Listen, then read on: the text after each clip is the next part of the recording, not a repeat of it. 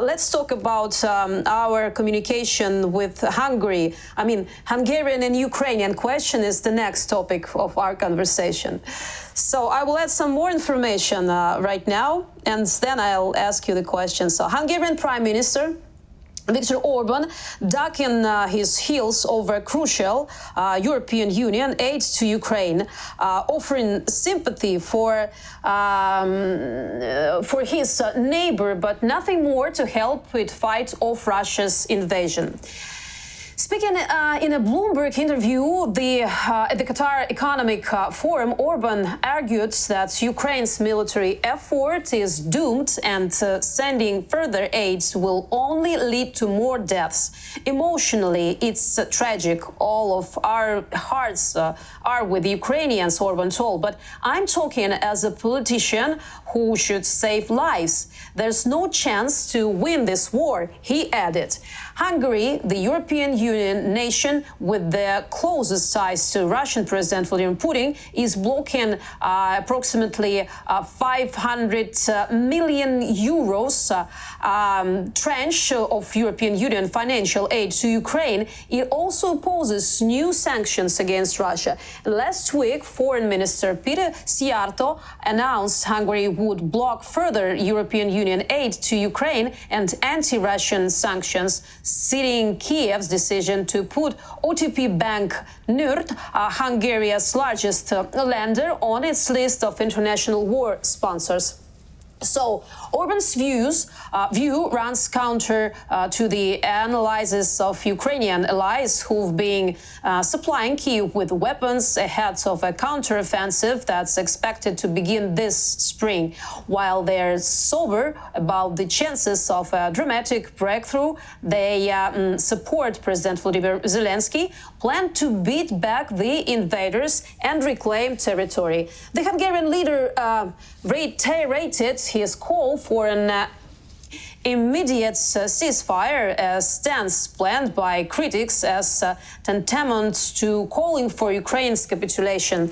He also echoed the Kremlin by repeating a narrative that frames the war as a proxy conflict between Russia and the United States, and said fighting can only stop when Moscow clinches an agreement with Washington. The United States has said Ukraine must decide on how and when it's ready to seek peace. And more, Ukraine's foreign minister denounced the comments as absolving Russia of responsibility of its aggression. So, I wanted to ask you first, look into the results of opinion polls in Hungary that show the presence of a powerful pro-Ukrainian segment. This was stated by Peter Kreko, a social psychologist and executive director of Political Capital, an independent institute for political research, analysis and consulting in Budapest. According to him, at the beginning of the full-scale invasion, Hungarians condemned Russia and supported Ukrainians. However, after the general election in April, which was won by Viktor Orban, as we mentioned before, the narrative of peace became dominant in Hungarian political discourse, which influenced the opinion of pro-government voters. According to Kreko, this is the result of the influence of the media system that the Orban government has built, which is very, very effective. So what is people's attitude towards war and position of Orban right now for this day?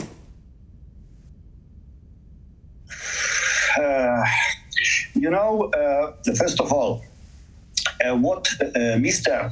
Orban and Mr. Szijjártó are doing in relation to Ukraine, it's totally shameful.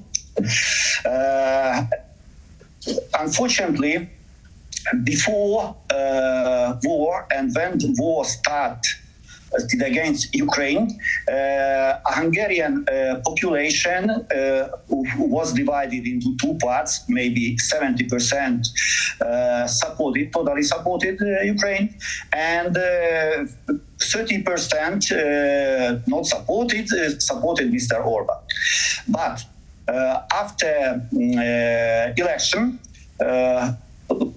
last year election, today we have picture because this proportion approximately 50-50, approximately 50% support Ukraine, 50% support Mr.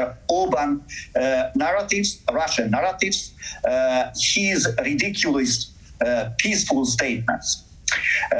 But you are also totally right.